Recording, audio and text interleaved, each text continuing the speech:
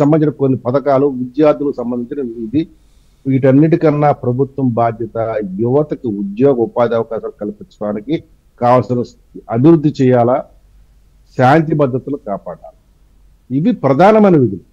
ఈ విధుల్లో జగన్ రెడ్డి చేసింది సంక్షేమం పేరుతో ప్రభుత్వ సొమ్ముని జనాలకు పంచడం మొదలుపెట్టాడు. ద్వారా తన పార్టీకి, ప్రభుత్వానికి కాదండి, తన పార్టీకి మైలేజ్ తెచ్చుకోవాలని ప్రయత్నం చేశాడు. తన పార్టీ కార్యకర్తలను వాలంటీర్లుగా పెట్టి ఆ వాలంటీర్ల ద్వారా వాళ్ళతో అక్కడ ఐడెంటిఫై చేయించి తన పార్టీ కేడర్ని దాన్ని దూరం చేశాడు పూర్తిగా. మీరు గమనించండి, అది దిగువ స్థాయి కార్యకర్తలు ఉంటారు, దిగువ స్థాయిలో ఈ పార్టీ శ్రేణులు ఉంటారు, అది గ్రామ స్థాయి, వార్డు స్థాయి, నగర స్థాయిలో, తర్వాత పట్టణ స్థాయిలో వీళ్ళలో ఉంటారు. వీళ్ళందరూ కూడా ప్రజలకు దూరం అయిపోయారు ఓవర్ పీరియడ్ ఆఫ్ టైం. అసలు ఎమ్మెల్యే మొహం అనేది చూడటం మానేశారు. అదే గవర్నెన్స్ అనేది పైనుంచి కింద వరకు గవర్నెన్స్ అనేది లేదు. నేను బటన్ నొక్కాను, అది సరిగ్గా వెళ్ళిందా లేదా, ఇదే ప్రోగ్రామ్ అంతే. నేను బటన్ నొక్కుతున్నాను, వాలంటీర్ వెళ్తున్నాడా లేదా, ఇంటికి వెళ్తున్నాడా. అదే ఇందాక రాజేష్ గారు చెప్పినట్టు, మనం చాలాసార్లు అనుకున్నాం బటన్ నొక్కడానికి అసలు ఎన్నికలు ఎందుకు, ఇంత ప్రజాస్వామ్యం ఎందుకు, ముఖ్యమంత్రి ఎందుకు, ఎమ్మెల్యేలు ఎందుకు, ఎవరో ఒకళ్ళు దానికి మొత్తం రాజ్యాంగం మార్చేసి ఒకరిని పెట్టి బటన్ నొక్కే పని పెడితే అయిపోతుంది. అది కాదు కదా. కాదు ఋషి గారు, నేను ఇందాక విష ప్రచారం ఎందుకు చెప్తున్నాను దానికి నేను ఇది చెప్తున్నాను, ఇది ఉపోద్ఘాతం. ఇప్పుడు ప్రజల మైండ్ లో ఏ విషయం ఎక్కిస్తున్నాడు?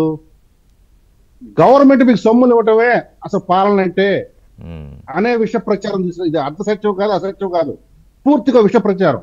అసలు ప్రభుత్వాలు ఉన్నాయి మీకు సొమ్ములు ఇవ్వటానికే, అసలు మీరు ఏ పనులు చేయక్కర్లేదు, మీరు ఇళ్లలో కూర్చోండి, మీరు తిరగండి, పడుకోండి, ప్రభుత్వం మీకు వచ్చి ప్రతిదీ చేస్తుంది అనే లైన్ లోకి ప్రజలను తీసుకెళ్ళటం కోసం ఈ గడప గడపకనే ప్రోగ్రాం పెట్టాడు.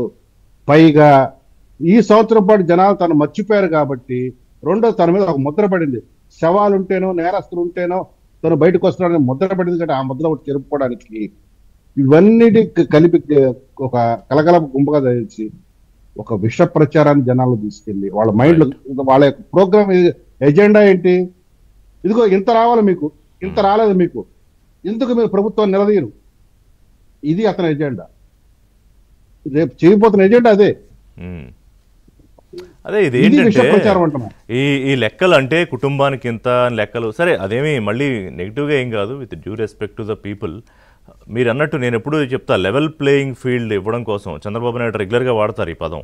ఇవ్వడం కోసం వాళ్ళకి చేయూతనివ్వాలి, అన్హర్డ్ వాయిసెస్ వినాలి.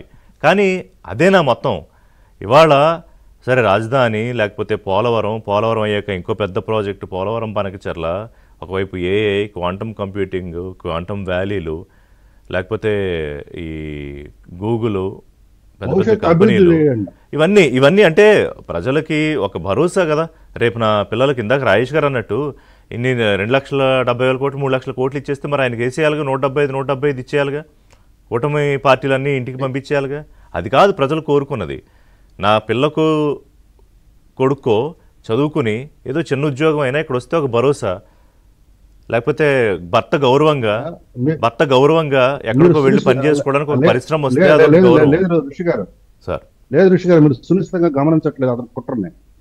35.95% ప్రజలు తనకి అనుకూలంగా ఉన్నారు కాబట్టి దాన్ని పెంచుకోవటానికి విష ప్రచారాన్ని ప్రజల మైండ్ లోకి, మీరు చెప్పిన ఇందాకటి మాట 55% జనాలు తిరస్కరించారు అతన్ని, వల్ల అతనికి ఆ పరిస్థితి వచ్చింది. ఇప్పుడు దాన్ని ఏం చేయదలుచున్నాడు? తనకున్న 39.5ని కన్సాలిడేట్ చేసుకోవటమే కాకుండా దాన్ని పెంచుకుంటూ వెళ్ళడానికి ఈ విష ప్రచారము. అసలు అభివృద్ధి అనేది దాని మీద అతను ఛాలెంజ్ చెప్తాడా? మీ ప్రభుత్వంలో ఏం జరిగింది, ఈ సంవత్సర పాలన ఏం జరిగింది దాని మీద అతను నిజంగా ఛాలెంజ్కి వస్తాడా? గడపకు వస్తాడా? వాడు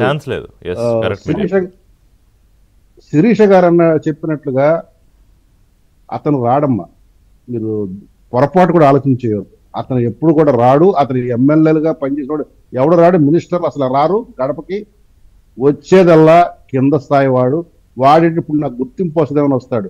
మన జూపుడు వాళ్ళ చాలా కూర్చొని ఏడ్చాడా, ఆ పద్ధతిలో ఉన్న వాళ్ళు వస్తారు, మిగతా వాళ్ళు ఎవడు రాడు. అసలు ఈ ప్రోగ్రాం వాళ్ళకి సక్సెస్ కాదు, పైగా ఎదురు తిరుగుతుంది.